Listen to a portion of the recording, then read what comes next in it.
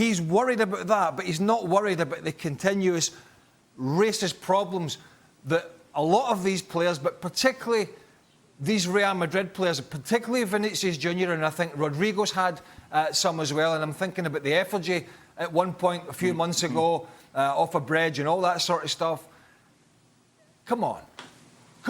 We cannot sit here and continually have the same conversation with the same outcome. It is not fair on these players to have to... This is not the early 1900s. It's not fair on these players to have to go through this scenario in the current climate, 2023, that we're in. We should be in a situation now where these things are just being dealt with in a much more proper manner than which they are. Not just through the criminal proceedings, but through the power that La Liga should have to bring some sort of sanctions on the clubs and not allow the clubs themselves to say, oh, we'll deal with this. Don't you worry about it. We've got it.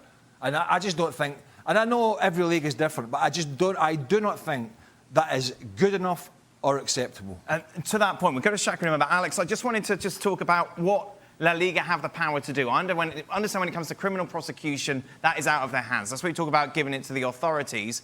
But surely they could, for example, close a stand, or they could deduct points for racist behaviour, or chuck you out of the Copa del Rey, make a real statement. That's got nothing to do with criminal. That's to do with football, isn't it? And surely they have the powers within them to do that.